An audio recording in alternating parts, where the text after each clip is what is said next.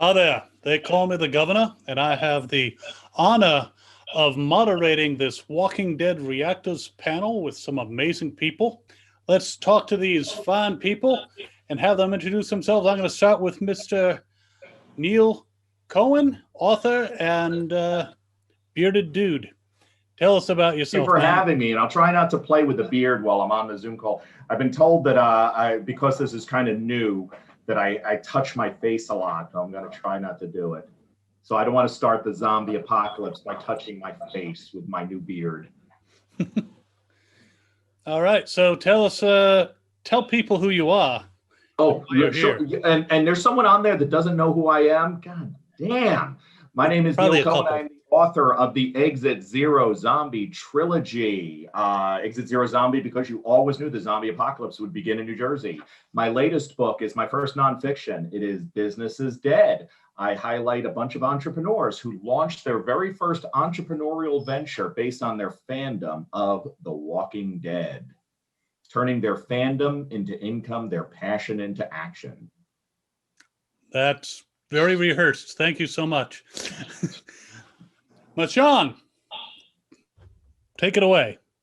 Hello, my name is Mashawn. I'm another member of the Walking Dead community, the Walking Dead family, and I make YouTube videos.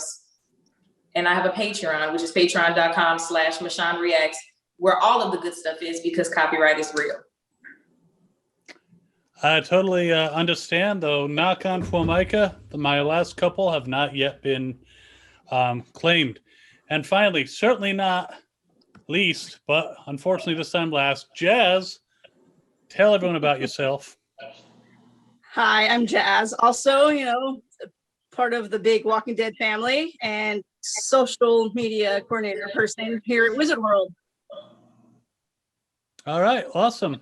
And I am the governor. I have very odd collecting habits, and I'm on a YouTube channel called Fandom Spotlite, where I also react to The Walking Dead and complain about how Michonne is still alive. And so apparently is Rick. And I Allegedly. excuse me, I make fun of Daryl a lot. So that's my shtick. You can find me at fandomspotlight.com and Fandom Spotlight on YouTube. But right now you can find me right here.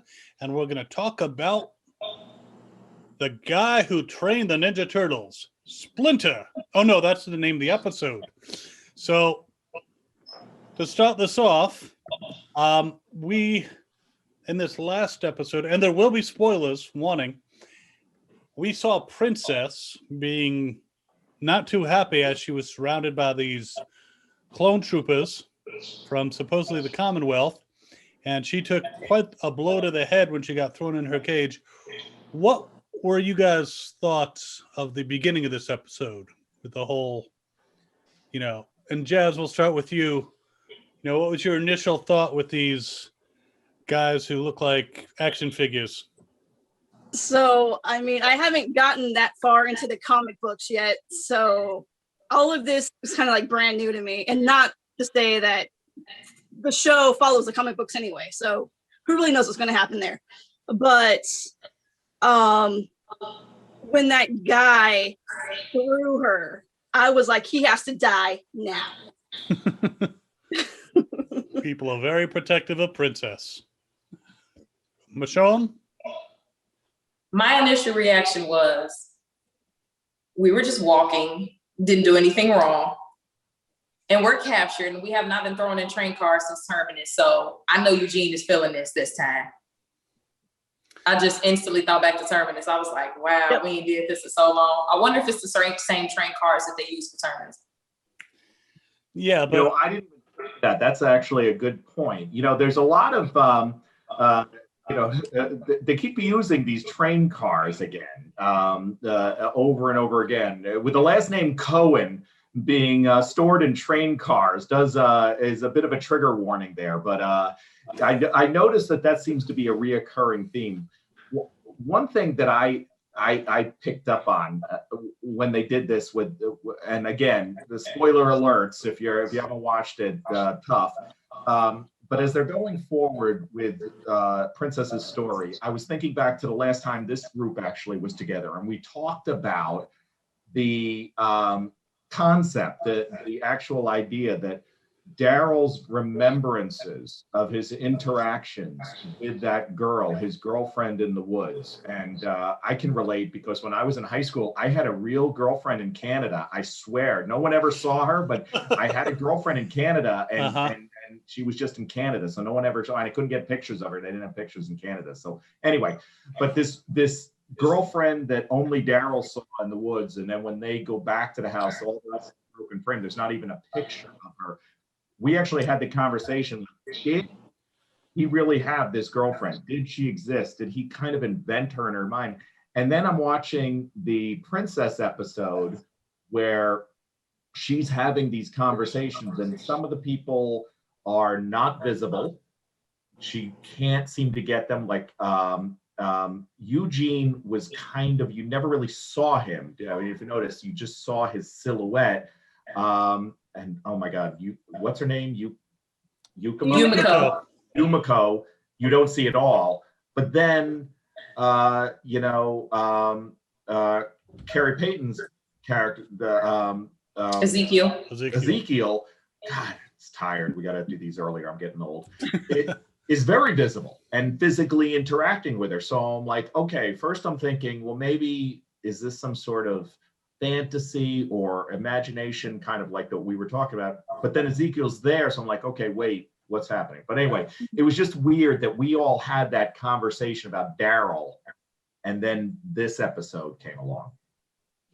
Yeah, that's true. I guess we're not going to slowly get to that part. We're going to talk about the fact that everything that she saw was utter bullshit in her head. There were some clues, in my opinion, to that being the case. Like Yumiko's like, Princess, what are you doing? How did she know it was Princess? Princess didn't say anything. She didn't flash any part of her colorful jacket in that little crack. How did she know it was Princess? That threw me a little bit. Then for them to be so sloppy as to leave a barely attached piece of wood, that she could very easily move aside to get out, that seemed something that these guys would not overlook, checking out, where people would be, held captive. And then Ezekiel was acting way too reckless, way too, gung-ho. And I thought there was something off about him. Could have been drugs. Not saying it couldn't have been, but, they could have been drugged or something, or, but yeah, I didn't even think about that, about her not realizing who that was and that she knew. I just assumed like they saw each other being thrown in the cars, so that one didn't even register to me. Like, how did she know? But the loosely tacked on escape hatch, I said that is either they're testing her. That's what I was thinking. Actually, was the test type of thing. Yeah, setup. I didn't know what it was, but when I saw it, I was like, for real, just this one piece patched on the wall. These fucking stormtroopers did that. I mean, they look like they crossed their T's and dot their I's. But then again, Princess was able to beat his ass by herself, just one dude. Yeah, that was something. I'm sorry, I don't know my own strength. Yeah, that was something. I have a lot more respect for Princess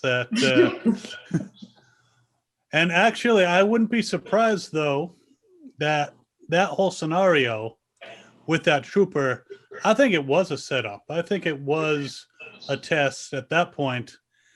Obviously, there was no hole. There was no hatch. None of that was a part of it. But him coming in, I bet there weren't any bullets in that gun. And I think he was coming in, and it probably went out of hand a little bit. She really does like our people. She got all the way away and came back. She could have been gone and still just been living by herself like she's been doing all these years. She was like, I can't leave these people. And she came back. So I respect her for that. And she was so hell-bent on finding Yumiko to make sure they ain't split her wig. 100%. Yep. Now, she said to fake Ezekiel, who was hanging out with a couple biters, she said, they came back for me. I don't know what she's referring to exactly. What do you mean? They came back for me. It's like, no, they met you. They almost left you after you walked them through a goddamn minefield. They got on bicycles with you and they went. It's like, they stopped for Eugene because he doesn't know how to ride for shit. Mhm. And then, you went on to, the rendezvous together. I don't recall them coming back unless she's talking about Yumiko trying to like run back to help her. But I think she's talking about previous people. Oh, really? See, I didn't get that either. I didn't know what she was talking about.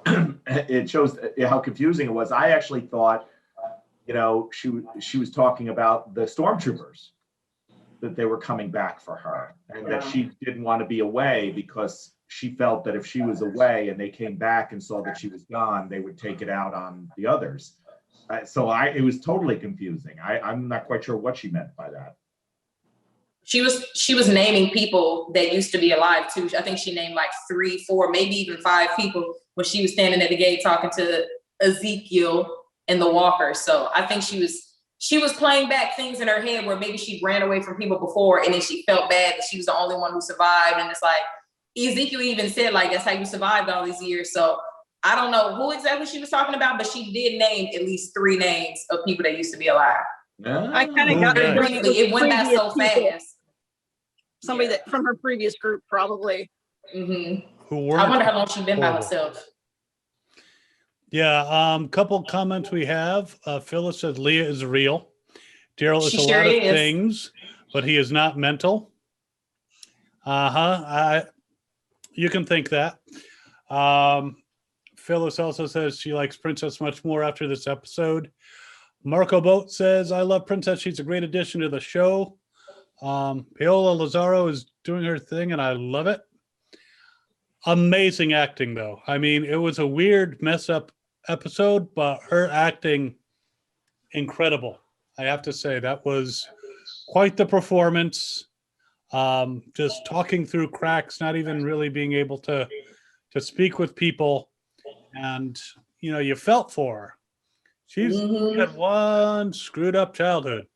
Kari and Paola was in their bag with this episode. That acting, honey, so good.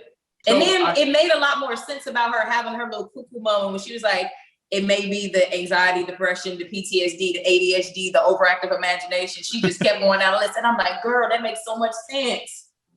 It makes so much sense. And they didn't really kind of reference it, but it was earlier in the season they talked about, and I don't think, maybe I missed it, but they talked earlier in the season, they talked about how her stepbrothers or maybe it was even her brother's father used to lock her in the closet. And right. Yeah. and leave her in there. So that was kind of why she was freaking out. Now, I thought they could have done more with that because here she had a childhood trauma of being locked in a dark, enclosed space. And that was kind of the one thing she remembers about being punished, or not just being punished, but literally just being tortured as a kid. They would lock her in the closet in the dark for hours. And then these guys are throwing her in the train car. So I thought there was going to be more of a flashback. I was kind of hoping almost a flashback to a young princess experiencing the trauma and then kind of bringing it forward. And then almost like where the reason she had the strength to take out the stormtrooper, if it wasn't coordinated. Now, I find it hard. Like, I can understand the stormtrooper saying, hey, listen, let's give them a test here. I'm going to let her get my gun and see if she tries to kill me or not. I'm not going to have bullets in it. But to say, hey, so I'm going to let her beat the ever-living crap out of me. I think it got a little out of hand. But I could see if she was having this reliving of childhood trauma and then snapped, and that gave her the strength to overcome Stormtrooper number 7, and take him down, and that was it. They let us put 2 and 2 together ourselves. I don't think that her being able to take advantage of the guy was a test, because when he took his thing off, I was like, oh, he's young, honey. He's young, and like he said, he already on probation. I don't think that was a setup. but definitely him laying there and waiting on her to come back. I knew that was a setup. I'm like, he's not gonna let her go that easy after she just beat his ass. It ain't no way he about to let her off that easy. And then, I got her, let's go. Yeah. So I don't think him getting beat up was a test, but everything after that, it was like, oh, she beat my ass. We got her. Well, let me Let her ask come you, back.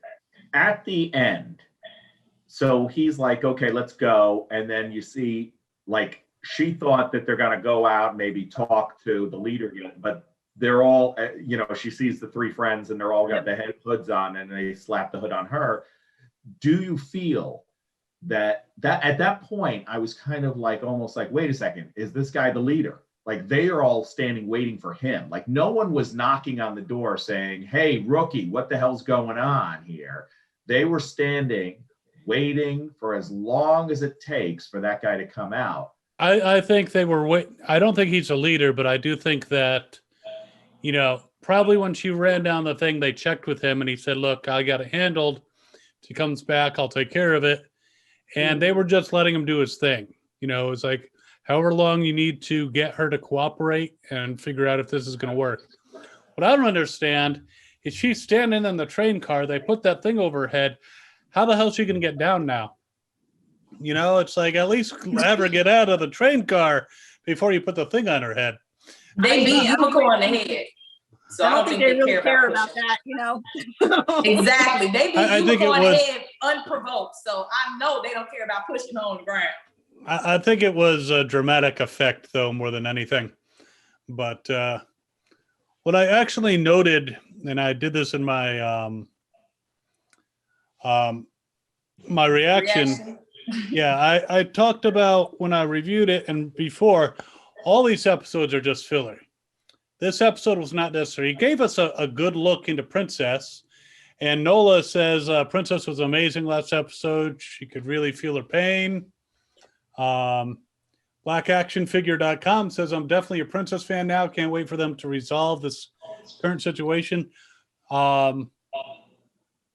KCTWD says, I just thought Ezekiel was letting out his anger about Carol leaving him or his cancer. That's an interesting theory, which I will talk about in a minute. But yeah, I think that this was a great way to get to know Princess more, but it didn't move anything forward story-wise because they're still in the clutches of these guys. If they had skipped this, if this episode didn't happen, they're probably moving them with the bags over their head to a new location that they won't know about. And so the next time we see them, they'll be in this new location. We wouldn't have necessarily been like, oh, we missed something in between, because we would just figured they moved them there after they captured them. So all these episodes in my mind, and again, I haven't read this far in the comics, so I don't know what these guys' deal is, but they're obviously not good guys that are putting them through a test to say, like, okay, let's say those train cars were in Terminus and these guys showed up in Terminus and they've kind of set up base camp and they're looking around Terminus and like, holy crap, the people before us were cannibals. It's obvious. There's bodies hanging from meat hooks. There's, you know, if you were in Terminus, you would say what happened here is cannibalism. So now let's just say I have that mindset and suddenly people start arriving there. I would think, were these the cannibals or are these the, so I could absolutely understand, hey, we need to test these people. We need to put these people through tests. Let's find out if they're good, they're bad, they're evil, whatever. But they're but these train cars, to be clear, might have been the same physical ones they use at Terminus, but they're not in Terminus. They are nowhere they're near not? Okay, that location. Well, they wouldn't be able to get them anywhere. At this point, there's no steam, there's no coal, there's no gas, there's no way those trail. Then it was just train cars. Then They're just abandoned. Yeah. We've never returned to any old locations yet. We've never been back to the prison. We've never been back to Woodbury. Never been back to Herschel's farm, which I still want to see Herschel's farm. Like, did the walkers go in his house, or did the walkers just keep walking? But that's off topic. Yeah, well, we never saw the prison. When we left the prison, we talked about this last time, there was a lot of living people in the prison. What happened to them? If they sealed that door, the walkers didn't get in. Now, yeah, they may have starved to death, whatever, but something happened. They The last time we were at the prison was Glenn and Tara. Yeah. Yeah. Glenn woke up. A lot of the prison people went off on a bus. So when they went off on the bus, They found the bus, didn't they? they found the bus and a lot of Yeah. the people were dead, and I imagine that some people ran off. I don't think anyone was left in the prison. I do think we did visit a certain hospital. I think the hospital that they were holed up at when Beta came to call in, that was the same hospital. Wasn't that Beth? the same hospital that Beth was in? I don't know. No, it was a mental institution that they were at for the Whisper episode. It was a mental institution. Okay. Beth and them were like in downtown in a hospital. But we did revisit where Glenn got his head beat in. The worst location ever. But yeah, that's like the only place we've revisited. So You're gonna run out of places. Funny, I didn't even think of that. I don't think these people are good guys. Princess didn't get loud. She didn't scream. She didn't get aggressive. She was worried about her friend. And you backhand her with a fucking suit. What? Sir, for what? Where her jaw had already been fractured before, you know her mouth was on 10. You know I it was gonna say no group thinks that they're the bad guys. Because I mean, if we started with like Negan, would we really think he was the bad guy? Or would Rick be the bad guy in that story? But no, I get it. I mean, like you said, just whacking the poor girl with the back of the gun is just so there she was being difficult. She wasn't fighting. They were trying to infiltrate our people through Stephanie, and trying to look at it from their perspective. They were trying to infiltrate, and they were also trying to she wasn't answering a lot of the questions, simple questions. She said her name was Princess. Now whose name is Princess? I think you just didn't believe that. It's like, I'm a pretty princess, so there, mother. So they were seeing this as they really needed to make sure before taking in these people that they would even, that they weren't someone like a savior, someone like a cannibal. But, Rick had what was it? The 3 questions he asked everybody. But he didn't kill you if you didn't answer right, and it's funny. One of the things I was thinking of, and I hope we can also talk about the Aaron Father Gabriel episode a little bit too, because there was a weird, if you put the two together and you look at the common themes, if you're in that world and you're being asked questions, either you're going to not say anything or you're going to lie. Now that goes all the way back to the very beginning with the farm, when Rick and Herschel are in the bar and the people come in, they're like, oh, where you guys hold up? They're like, oh, we got this place, where, a field, a thing, a farm, because he doesn't want to say anything. He doesn't want to say, oh, we're at this farm and it's great, because I don't know if they have 50 armed men that are going to come and take it. And we see from the governor what happens when you tell people that you have a nice, secure location. So exactly, you're going to lie. You're either going to not say a damn word, or you're like Daryl. Daryl wouldn't say anything. Yeah. no. But then, so knowing that you're going to lie, and that the other people you're dealing with are going to lie as well. Gabriel was pretty damn quick to kill the guy who seemed at that point disarmed and harmless about what he said, which may have been a lie. It's funny because so Princess didn't want to answer the questions. In the earlier one, Gabriel's asking this guy, what happened to you? And he's telling a story. Well, and he didn't even really say, he kind of implied. He didn't lie. Yeah, he's like, look, infection. My brother tried to steal my food and then tried to kill me. And Gabriel's like, what did you do? And he goes, I handled it. Now, he didn't say I killed him and his family. Gabriel just inferred that. Now, the saying that he handled it, he could have ran away, scared as can be, and now he's trying to lie to seem tough because he's in a situation where it's 1 against 2. And then Gabriel just kills him based on what could have been a lie. And it turned out it was a lie. But honestly, I feel like Gabriel wasn't taking any chances because anybody that's going to tie us up and force us to play Russian roulette is not a good time at all. Whatsoever. But then Kill each other or I'm going to kill you. well, And let's be but real, if I had the chance to whack the guy instead of like killing my friend, I would do it. So Gabriel was Yeah, but not going okay. home without Aaron. He was not about to disappoint us again. Yeah. Yeah. Now, let me ask you, if you wanted to test someone's humanity, you really needed to test someone's humanity. You gave them a gun. Now, remember, he knew when the chamber was round. He said, "Oh, did you hear that? It makes a different sound when the chamber, when the round chambers." So he knew if Aaron at that point, now let's say it was a blank he had in there theoretically, or if Aaron had pointed it at the priest and said, "You know what? I'm going to save myself." At that point, the guy is like, "Okay, these are not good people. These are people who will kill each other to survive. So I can't trust either one of them." And then he's going to kill them both. But he didn't let Aaron kill himself.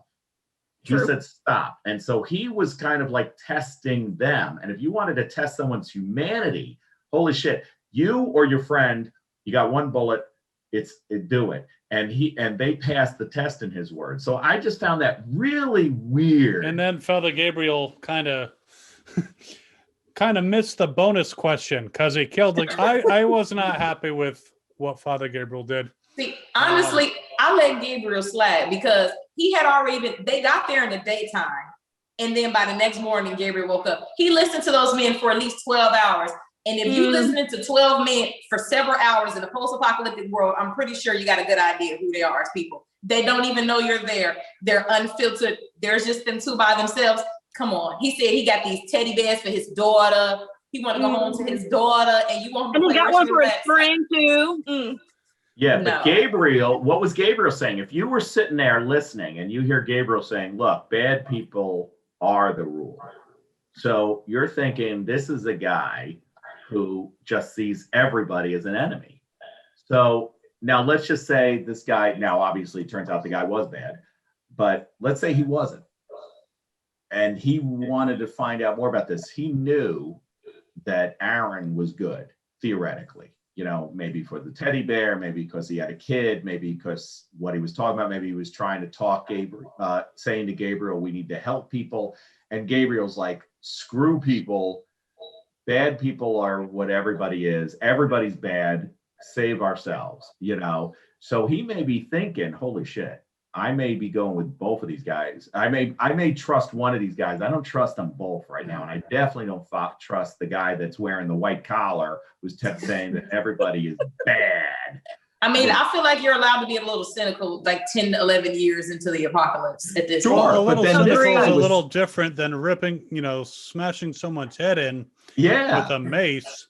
Yeah, You so know. this guy's being cynical, and Gabriel's like, "Hey, you're gonna be cynical, bastard? I'm gonna hit you from behind. I'm not gonna tie you up. I'm not gonna take you by surprise or leave you or whatever. I'm gonna kill you." So getting back to this episode, Nola says, "Do we think that Stephanie is in on this, I or even do. I does think Stephanie so. exist?" She didn't want to meet with Eugene for a reason. Yeah, there's something going on there. And the first moment when we heard her voice, I'm like, something's up with that. I'm not really sure what, but there's something going on. Well, the Terminus said those who arrive survive. They wanted people to come also. Exactly. What they meant was those who arrive are hors d'oeuvres. But Exactly. Deborah Ulmer says, "I think that because these weren't pre-planned episodes, they didn't want to go deep into the season 11 story to take away from that. So that's why it's a lot of filler. They just kind of figured out, how can we do stories that touch on things without actually making anybody, taking away from season 11. And that's a good point. Mm-hmm. It still doesn't, I think Well, I can don't wanna see a understand that, season. but do they have to be some of them be so fucking boring? Yeah, I don't want to Pardon see my a French. season that's just setting up for a next season, unless it's See, You gotta let them. Okay, you gotta let them slide because Walking Dead didn't plan on a pandemic hitting and them having to completely change the way that they've been filming for the past 10 years. So I don't mind 6 bonus episodes for them to figure out their footing to make sure they got season 11 together for us. And that's coming from somebody who, Father Gabriel is my least favorite character of all time. So I absolutely didn't want to see him for 45 minutes. But that Daryl episode did it for me. This princess episode, yeah, y'all can keep that Gabriel episode. And it was funny because I liked the Daryl Father Gabriel, the Aaron Father Gabriel episode more so. Yeah. I only like the little maze portion. That was the only part that kept me like. The maze? Yeah, the dude he killed, his name was Maze. Gabriel, yeah. Oh, the Maze. Robert Patrick's name was Maze, yeah. Oh, Mays. Yes, IMDb. Yes. Yeah, no, but I don't know. I like that episode more than the 2 sandwiches on either side, the bread. I mean, I agree with you there. That was my favorite one so far of the bonus episode too. Wow, y'all don't leave Mr. Dixon alone.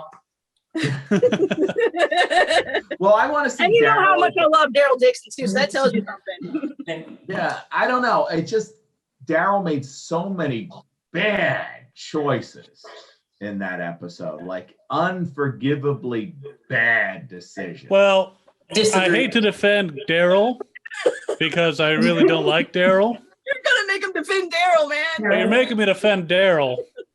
He has no experience, absolutely none. Zero. With relationships with women. He threw a friggin' fish at her door by way of apology. Who does that? I wouldn't do that. I'd be there with like, I bought whiskey, not friggin' fish. So Daryl doesn't have any clue. Whatever, let's say, whatever he learned about women probably came from Merle. No. Yeah. So Merle would be like, you smack that little tits on her ass and you'll come running. That was a very good Merle impression, actually.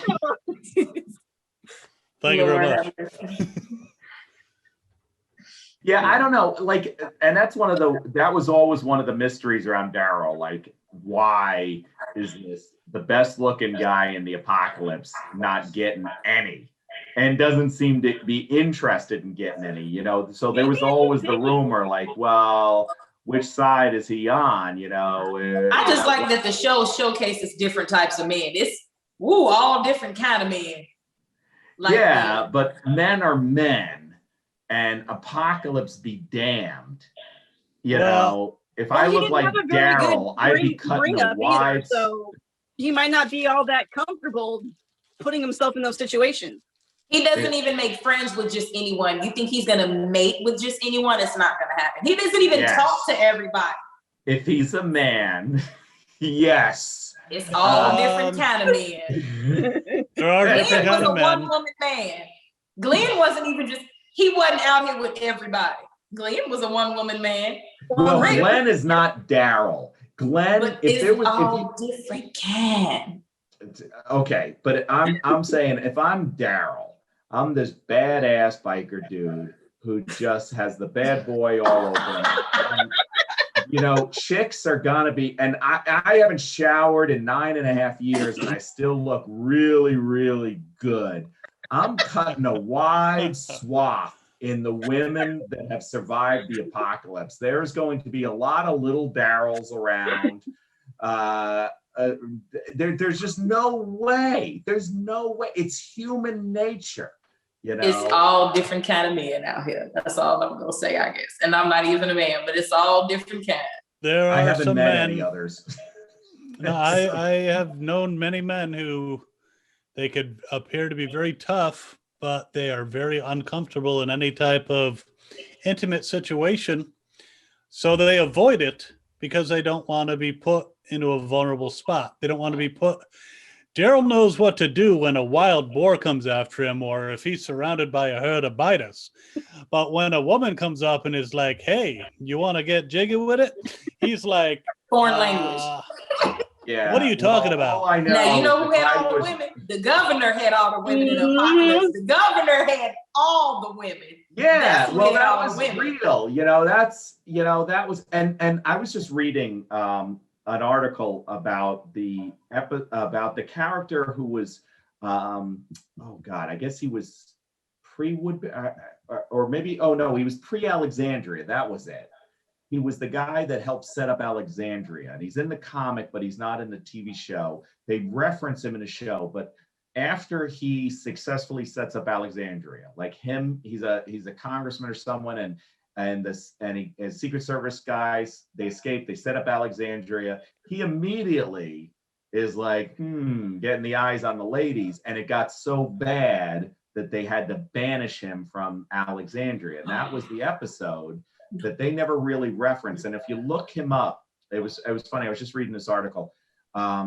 They list him as presumed dead because they never even wrote his death. That once he was banished from Alexandria because he just had an eye for all the ladies, that was it. They never really revisited his character. And some people were thinking that he may be turned into Negan, or one of the other characters but that would be an odd twist. I don't know. I read that far and past that in the comics, and there is the male and female leaders of Alexandria, except the male was the lead instead of in the show, Deanna was the lead. And I don't cover your ears to anybody that hasn't read the comics. The man is dead as fuck now.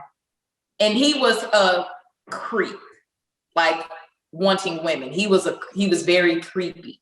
Okay, so is that the character? Maybe that's the one you're referring to because I can't remember his name for some reason. Yeah, but I don't remember his name either. But they did talk about him that he was this character that was kind of left dangling. Anyway, it's on more to the topic of Daryl and Daryl's, listen, but then after he finally gets it, he's got this very attractive girl who he worked almost 12 months of courtship. They've built this little home. And then he goes, you know what? I am restless. I'm gonna go look for Rick in the woods. Bye. Hey, good luck to you. I know there's a million things that could kill you. There's whisperers. There's holy cow! Look who just joined. I can't believe it. Do you see this? We're getting Zoom bombed by Lew Temple. Ooh, Hey, Lew. Hey, Good Lord. Hey. Speaking of the prison. There we go. We were just discussing the prison. Yeah, we were talking about who survived there, and it wasn't you. I didn't actually survive. There were some survivors, and it felt like Axel easily could have gone with. I don't think there was a problem other than the governor, by the way. Governor. I'm so sorry. My bad. As well you should. What did Axel ever do to you, for goodness sakes? Come on. Chose the wrong side. So clear I something honestly up. feel like Axel, somewhat like Eugene, has used his brains to help a lot going through the apocalypse. I feel like Axel could have done something like that because even in that short time we knew him, it was like he know a lot about some things. Axel he had knew a lot a about good narcotics. We knew that he liked the narcotics. Yeah, he had a good survival instinct, but also interestingly, I think a peacemaker fundamentally. So I think he was always looking to get along, to use an old, stereotypical phrase. I think, can't we all just get along? I think he was a deal maker, peacemaker type. That being said, I think in the Negan situation, or first and foremost,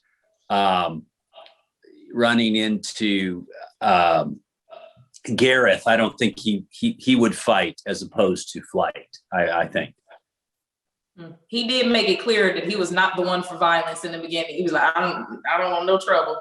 Yeah, he was not. He was not the first to like Tomas to take out Big Tiny. For God's sake, come on. Well, you got to think. Look at his character. Look at his physicality. He's a guy that's in this prison system. He's not a violent offender. He's a drug addict. So he's going to have to survive using what wits he has. And those skills that would help any normal person in his circumstance survive a prison would probably help him survive the apocalypse too. So it's a shame he got really beyond those walls.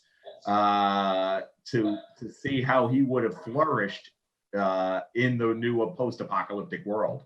And great point. And one of the things that you bring up that was particularly challenging is that Axel, by virtue of the text of the graphic novels, of course, had this kind of secret background, this alternative agenda, which was not very noble, let's say, to a degree.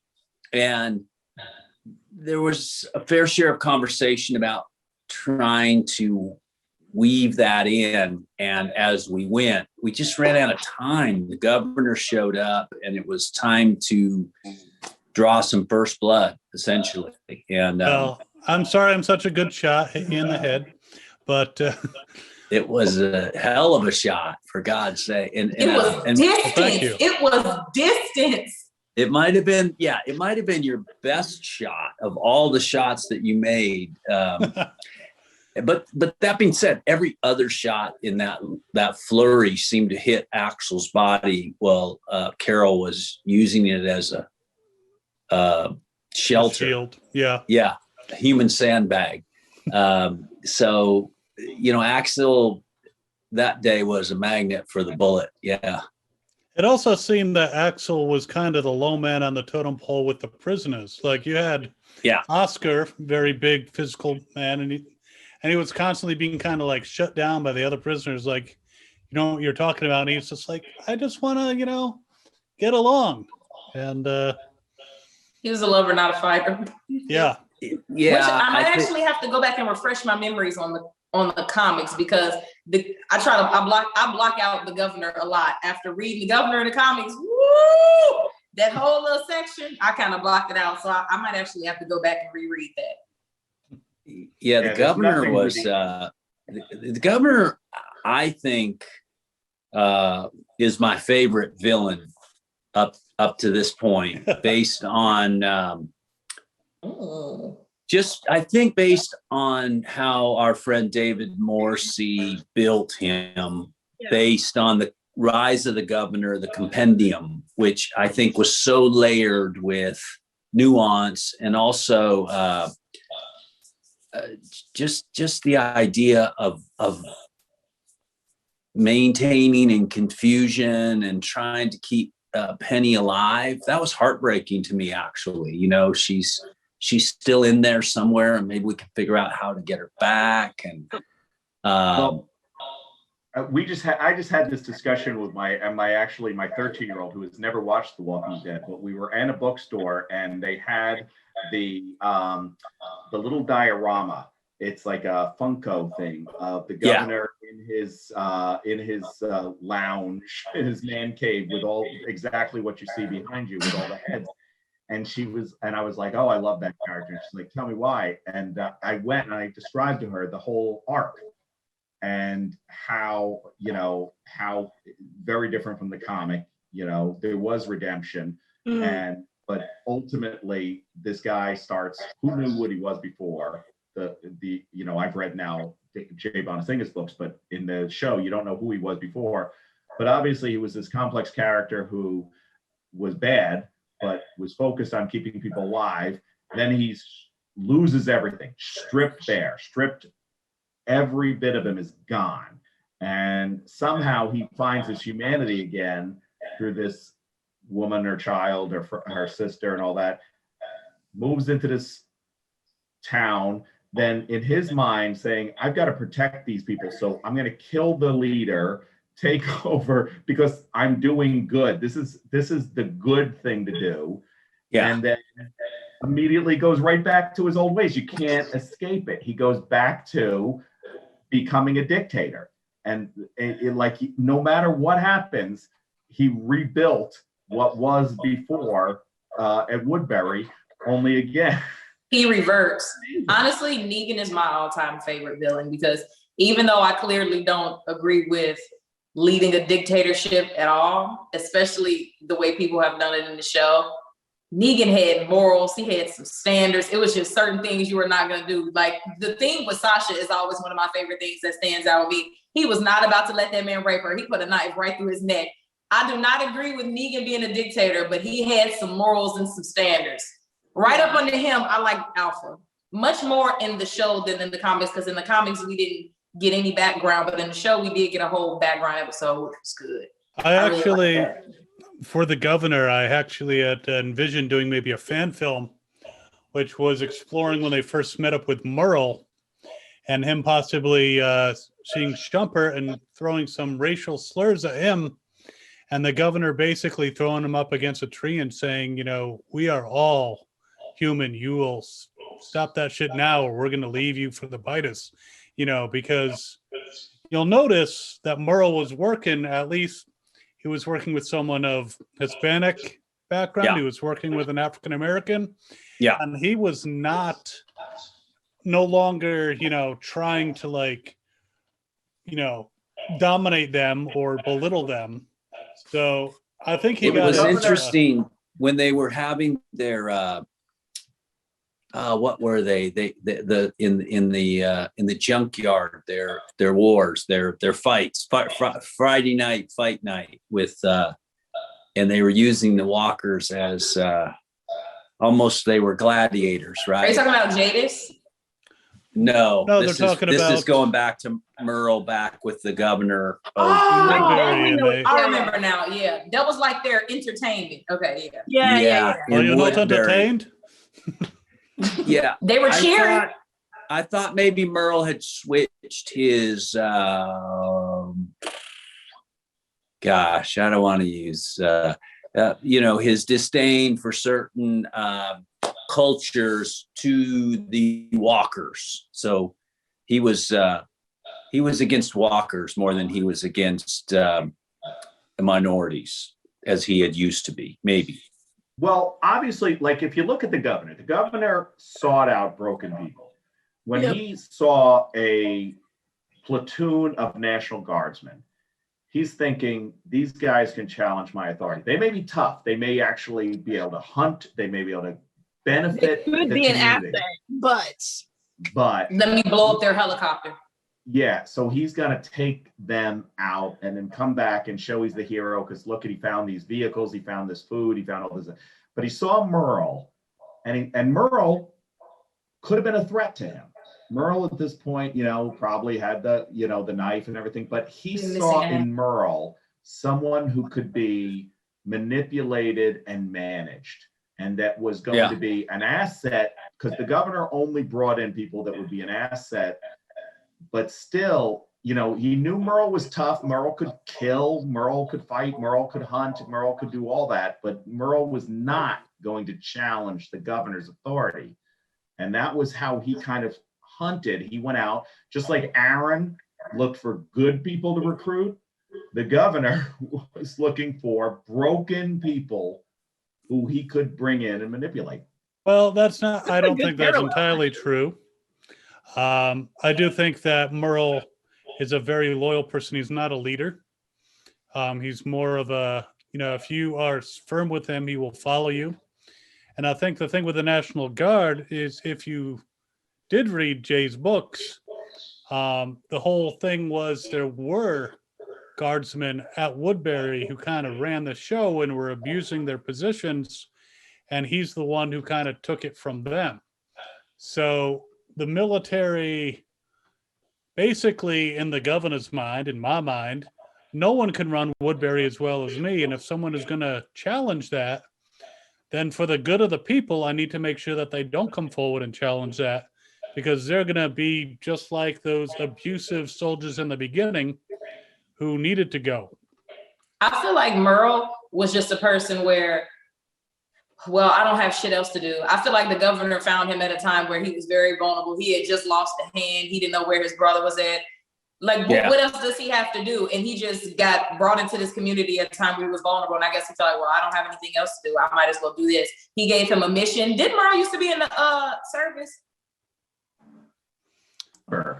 That's a good Did question. Merle used to be in the service? I don't remember. Sure. I felt like he gave Merle a mission and he just felt like he needed something to do and he took it. And I feel like with all of our big villains, they only deal with people who they know could work under him. There was no way Alpha was going to have anybody above her. There was no way Negan was going to have anybody above him. The governor for damn sure wasn't going to have anybody above him. they made sure they were at the top and you were able to come in if you were going to be under them, which is why he sent the people out to go kill Michonne. Michonne didn't even want Woodbury. Michonne just wanted to leave. And Michonne left. She was minding her business. And he still sent somebody out there to kill her because, you know, there's a possibility that she I could make had something my happen. reasons. I had my reasons. But before we go too far, Lou, a couple people in the chat are asking a few questions like, how would you have dealt with the whole whisperer problem? These people in these dead masks who. Well, look, Axel's a talker, so the whole whispering thing would have really been a problem for him. I'm not sure fundamentally that's a nightmare in itself, is whispering, but For Negan too. or in deception, in that deceiving. But I do think that Axel would actually have found the wisdom in some of the blending in and through survival. So I think he might have recognized that, hey, that's a pretty good trick. I think anybody that is ill-intended or alternate agenda'd, Axel has a hard time with that, but he's all about just trying to get along and get ingratiated with whatever group that may be. I think he probably would have tried in Terminus and Hilltop and Woodbury for sure. Although he did volunteer to go to Woodbury, but he wasn't picked. Like Rick said, Oscar, you come, Axel, you stay. And Probably didn't that's want okay. too many. Probably didn't want too many ex-cons or cons on the team that he might have to watch over. Yeah, I think Rick didn't see him as a fighter. He was like, he can stay. Yeah, I was gonna say he's, like you say, he's more of the talker versus the. Yeah. Though I would have loved to have seen like the lead up to Axel and team ending up in the cafeteria, like as the prison starts falling, as it gets overwhelmed. Like I could see, like we had already talked about a standalone episode with the producers and the showrunner. It was Glenn at that point, Mazzara, and that how cool it would be to have an Attica-like episode of the fall of the prison inside and the riotous effects of what that might have been like. And the idea was to carry on with the surviving group as they traveled out of the prison after the war, that one of us would make it out to be able to tell it as a campfire story. But none of us made it out. They painted themselves into a corner. There's no one to tell that story unless they come across some prisoner at some point, which was unfortunate because we always thought that was a good story. Hey, one other point I wanted to bring up while we have the governor is, for me, the most interesting thing was this Lady Macbeth in the form of Andrea. And I thought she had the keys to the city if she'd have just taken them. And yet she was trying to maybe play both sides. Is that right? Or not play, but get them together. She could have had a lot of power as the first lady of Woodbury. She could have, and I think one of the problems were that her loyalties were divided. I mean, once Michonne left, and the governor had hoped that his people would take out Michonne, so Andrea would never know what happened to Michonne. She would just figure she went on her way. That would solve the problem. But running into Rick and his people and her to have that connection, that divided the loyalties, and then that conflict made it impossible for me to trust her, to be, with me. Plus, I have to say, she was very challenging a lot of my decisions, which, some of that is okay. A good leader listens to his people, but she would not take no for an answer. So, there were times, there were episodes where the governor was just distraught. He was overcome with weariness of all the decision making and sadness, the infinite sadness of what he'd lost, what he had become, what he was to become, all those gray earmarks of a flawed character, where that was the time that Andrea could have pounced and said, you know, I'm going to take care of you and I'm going to take care of this place. I felt like he was handing it to her, and she, I guess wisely for the show, never took advantage of that. I don't think the governor had to kill Andrew, because at the end of the day, after everything she knew he did, the Walker head fish tanks, after everything, she protected him and saved his life against Michonne, who was the reason that she was alive. She showed her loyalty to him in that moment. And the only reason he caught her and ended up capturing her and killing Milton and then having Milton bite her as a Walker was because she was going to the prison just to tell them, hey, he about to come blow this prison up. Y'all better get ready. She wasn't going to go against him. She was just going to give our people heads up because she didn't want anybody to die. But that's what I was going to bring both up. sides, but she was definitely leaning more towards the governor's side. Because that's what she tells me. She was betraying me. She was siding with Rick. There's a couple more fan questions. Please. Yeah, please. We do have someone just basically asking, you know, how was it? I know you get asked this a lot. How was it working on The Walking Dead? I'd like to rephrase that a little bit and just say, what do you miss most about working on The Walking Dead? What was the thing that we did the other day with you at the Wizard World event is the camaraderie of not just the cast, but the entire crew and the writers and the producers, and just the effort that we put forth to put out the product that we were trying to represent in the graphic novels and in the franchise and for the audience. Built a really tight community, not just amongst us, again with the audience. I like that camaraderie. I love the pulling everyone on the same rope, and at the end of the week, taking a collective breath that we'd really done something worthwhile, we all felt like, and that we had to go do it again next week, just in a matter of 2 days, and gear up to do it all again. So I missed that. I missed the connection with the community, not unlike missing during this pandemic each other that we've not been able to, meet in person. So yeah, that's what I miss for sure. We had the other day David Morrissey and Vincent Ward and Chandler Riggs and Jason Douglas. And that was just great. It was just great to be there in the same, knowing that we'd all skated together on the same ice and that we were amongst, friends that had been there. There's sort of this 1,000-mile stare that we all have towards each other. Like, yeah, we did that. Now that's cool. And you were going to be returning for Wizard World on May 8th for the Ron Zombieverse panel. Yeah, I'm excited for that too. That's a whole different world. I've often wondered, maybe you can ask your audience. I've often thought that Rob would bring a nice touch to The Walking Dead as a director, maybe an episode, because I think he has great story capacity and he's a collaborator. He's really good, and that's a show that more than any other that I've ever done is all about collaboration. There's no hierarchy. There's no one that mandates things are going to be this way. I suppose Robert Kirkman does, but he's really good about relinquishing story to his writers and producers and his actors as well. So I think Rob would fit in nice and do a great job, but there's so many directors that they have, i.e. Greg Nicotero, who's amazing.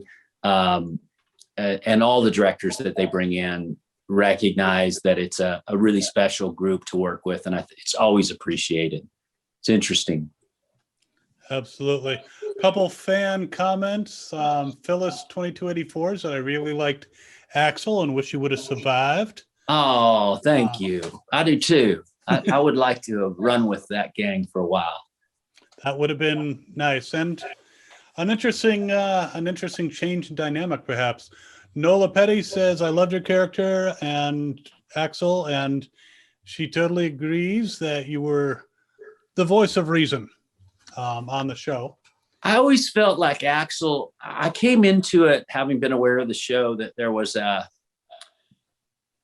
first of all, there was a little bit of a need for levity, at least by season 3, because I thought season 2 was really heavy and long, and it was like the long winter, the longest winter. And we came out of that, and I thought we needed maybe a little levity, but also someone that wore their heart on their sleeve, that said what they were thinking. You must be a lesbian because you got the short hair.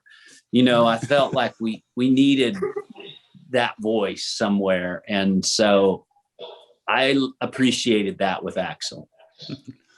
Well, Ms. Kayla says, thank you, Lew, for being part of the Walking Dead family. And Rob Zombie would be an interesting choice if you were to direct an episode of The Walking Dead. Would probably be a very dark episode. It would be, but I don't see how you can get any darker than where we've been. I really don't. I'm just saying. I mean, and I would have said that before Negan showed up, by the way. I mean, for me, Look at the Flowers is as dark as it gets. That was some dark episodes. Yeah. I can't get what you said out of my head about the fall of the prison possibly being an episode. Now I need that to be a movie because I would watch it. I mean, that's not impossible. That's not exactly. Impossible. Just give us a movie, The Fall of the Prison, please. Or a special episode in this that would be a lot of fun series. Yeah. What when we're at this point in time, as your audience goes curiously, how long have you been up and running? That's my first question. Let me interview you. And somewhere around the midway point, I'm assuming up to that point, you were always looking forward to the seasons to come. It's speculating. How much of the time do you spend now as we're winding down, looking backwards, like what we're doing right now, actually? I've never stopped doing it. I'm always doing it. So you're always people die all the time, and there's always so many. What if this person was alive? What if somebody killed them? What if we never went to this place? What if we never went here? It's like we could be living in a completely different dimension of Walking Dead if certain people were still alive. So I'm always thinking like that. Or how did we get here? Like the whole episode, what Daryl was doing while we were looking for Rick, we're years ahead of that. But everybody that loves Daryl was always like, what was he doing all of those years? So I love episodes where we go back. Yeah, I think they're great for retrospect. If this hadn't happened, the Merle or whatever, it doesn't set up this huge event that's going to happen. I mean, look, if Merle doesn't run into the governor somehow, maybe the governor never finds the prison. I mean, so there's some interest, and maybe Daryl at that point, he got a little broke right there. I don't know that we'll ever fix Daryl that after the Merle world, so it's interesting. Plus losing Rick, though we did do that very interesting episode where Michonne had this like fever dream and imagined what it would be like if she had never stopped to help Andrea, if she had just gone on her way. Negan? Is that the one you're talking about? Where she became part of Negan's organization. Yeah. Mm-hmm. That was that is one of my all-time favorite episodes. That episode was so good. They're really good. Yeah, it's great. And because I think it's because we're so focused on that issue that we can really concentrate. A lot of The Walking Dead has, especially now, way more than when I was on it. There's a lot to pay attention to. And it'll throw you about the time you're looking left. There's a lot happening right, and it's more than you can, really take in and comprehend until you get into your chats. And that's what. But that's what The Walking Dead has to keep up with. That's what their producers. They're like, we got to keep the audience off balance. So how do we do that? And they're doing it right.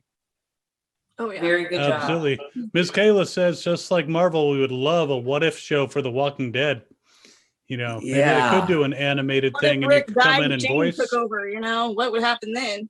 That's a great idea because I'm a huge Archer fan. I love the show Archer. Are we allowed to make comments like that on here? Absolutely, it's perfectly fine. Other programs. So and Archer occasionally does a parallel universe episode, and it's so much fun. What ifs, and I could see The Walking Dead finding its animation and doing quite a lot of that. What if the governor went into the prison instead of beheading Herschel? What if what if there was a truce? What if Lew was the one who made a truce between Woodbury and the prison, and they lived together? We could have been so powerful together. Oh yeah. And the prison was a great sanctuary, with home and gardens and safe haven. Like the ideal of it was always, going to be, but really the governor ruined it. Let's just get down. Everyone has a bad day. He started a whole new life, and he chose to come back and take my granddaddy head off, and I'm never gonna let it go. And that was my favorite season. Here's my one pop, and it's the prisons from the prison series. The Prison Guard. That is the only Walking Dead pop I actually own. Very altruistically we think about that, but the governor did shit the bed for all of us. He ruined it. But hey, I died too, so I know you everyone had a bad day. That's the truth. Hey Lew, you and I talked about it at the Walking Dead Con down in Atlanta. What I've wanted to do, obviously, because it's the basis of my books, is I envisioned what would happen in New Jersey. I felt that New Jersey was uniquely equipped to handle the zombie apocalypse beyond every other state of the union. And so I wrote mine exactly how New Jerseyans would handle this. And I think it would be a lot different than what's going on in Atlanta, what's going on in Washington, D.C., what's going on in Virginia. What happened in LA on Fear the Walking Dead? Well, LA is Fear the Walking Dead, which and don't even get me started. Just what a missed opportunity, I thought. But anyway. But why do you think Jersey's different? Because we have zombies already. Yeah, because New Jersey is just uniquely equipped to survive the zombie apocalypse based on the way people have their attitudes, their personalities, also the geography. Everything about New Jersey, it wouldn't have survived, but it would have lasted longer and had a very different reaction, at least for the first year. There's something to be said for community, and a place like New Jersey is very community laden. Even though you think it's a bunch of random people, it's actually sects of several large communities that function together. And I think when you have community, you're able to overcome a lot in the forms of natural disasters, snowpocalypses, in the forms of unnatural disasters like apocalypses. I just think that that communal sentiment can overcome, and maybe that's what The Walking Dead is always searching for, and yet never, like Bono, can't find what they're looking for, is their community. As Kate for a little bit, right? I mean, Hilltop for a little bit, Alexandria, and then something goes wrong. Well, they keep trying. Actually, I'm getting the high sign that we are kind of running into overtime. So what I'd like to do. My apologies. No, it has been an absolute pleasure to have you here, Lew. Stick around for a few minutes because we're going to talk about, I want you to talk about stuff and basically give a good outro. But Neil, final words, final thoughts, and promos, and then we'll save. Lew is the best for last. So, and I think Lew encapsulated best. What is The Walking Dead about? It's about community. So thank you again for having me, Governor. And anyone can find me at Exit Zero Zombie on Twitter, Instagram, Facebook, pretty much anything. Just Google @Exit Zero Zombie. My book trilogy, Exit Zero Zombie.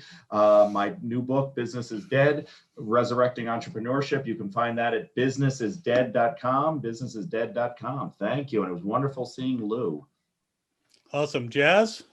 Agreed. It definitely is about community. I mean, I remember everybody asked me, why are you watching this? And I'm like, it's because it's about survival together and bringing people as like making your own makeshift family. There we go. And yeah, you can find me here at Wizard World, Twitter, Facebook, Instagram. Awesome. Sean? I agree with everybody said about community, because at the end of the day, everyone will be dead if we didn't have that. No one person can do everything in the world by themselves. So without the humanity, the community, we wouldn't exist. And you can find me here at youtube.com/Mashawn.